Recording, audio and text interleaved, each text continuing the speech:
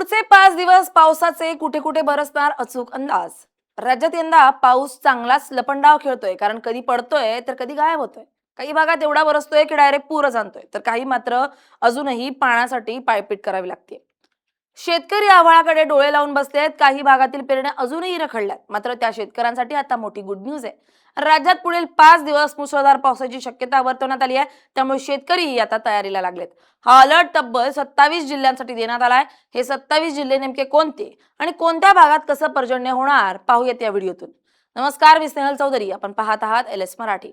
राज्यात पुढील 5 दिवस मान्सून हा पुन्हा एकदा सक्रिय होणार असून कोकण, पश्चिम महाराष्ट्रातील घाटमाथा आणि पूर्व विदर्भातील 27 जिल्ह्यांमध्ये मुसळधार ते अतिमुसळधार पावसाची शक्यता भारतीय हवामान विभागाने वर्तवली आहे।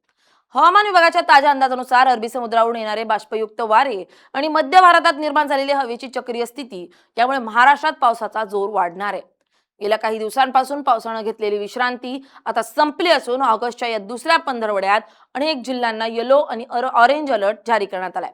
ऑगस्ट महिन्यातील पावसाची तूट भरून काढण्यासाठी हा पाऊस अत्यंत महत्त्वाचा मानला जात असून शेतकऱ्यांच्या दृष्टीने हा दिलासादायक तसेच काही सकल भागांसाठी चिंतेचा विषय ठरू शकतो।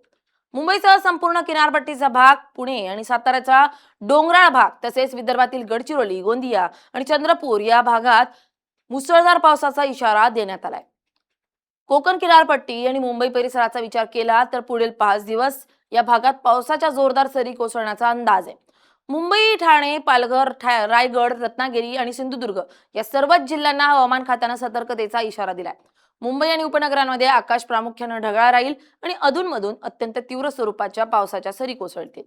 किनारपट्टीवर ताशी 40 ते 50 किलोमीटर वेगाने वारे वाहण्याची शक्यता असल्याने मच्छीमारांना समुद्रात न जाण्याचा सल्ला देण्यात आलाय।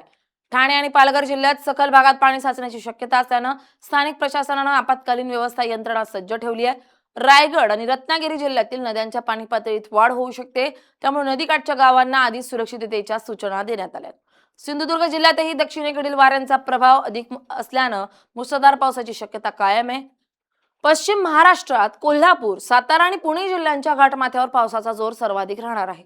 हवामान विभागाने पुणे आणि सातारा जिल्ह्यांच्या घाट क्षेत्रातील ऑरेंज अलर्ट जारी केलाय, ज्याचा अर्थ असा आहे की या भागात काही ठिकाणी अत्यंत मुसळधार पाऊस होऊ शकतो। लोणावळा, महाबळेश्वर, लवासा आणि तामिणी घाट यांच्यासारख्या पर्यटन स्थळांवर पर्यटकांनी काळजी घेण्याचं आवाहन करण्यात आलंय। या भागात मुसळधार पावसाने दरडी कोसळण्याचा किंवा रस्ते घसरडे होण्याचा धोका वाढतो। सातारा जिल्ह्यातील कोयना धरण क्षेत्रात आणि कोल्हापूरच्या राधानगरी धरण क्षेत्रात पाण्याची आवक वाढण्याची शक्यता आहे। कोल्हापूरच्या संत वाहणाऱ्या नद्या आणि पंचगंगेची पातळी यावर प्रशासन बारीक लक्ष ठेवणे। पुणे शहरात आणि पिंपरी चिंचवड भागात हलका ते मध्यम स्वरूपाचा पाऊस पडेल, परंतु घाटाजवळ असणाऱ्या भागात मात्र अतिवृष्टीची शक्यता नाकारता येत नाही। विदर्भ आणि पूर्व महाराष्ट्रातही पावसाचं पुनरागमन होत असून येथील हवामानात मोठा बदल पाहायला मिळतोय। भंडारा, गोंदिया, गडचिरोली, चंद्रपूर आणि नागपूर या जिल्ह्यांमध्ये विजांच्या कडकडाटासह वादळी पावसाचा येलो अलर्ट देण्यात आलाय। पूर्व विदर्भात बंगालच्या उपसागरावरून येणाऱ्या बाष्पयुक्त वाऱ्यांमुळे स्थानिक पातळीवर ढग निर्माण होऊन मुसळधार पाऊस पडेल।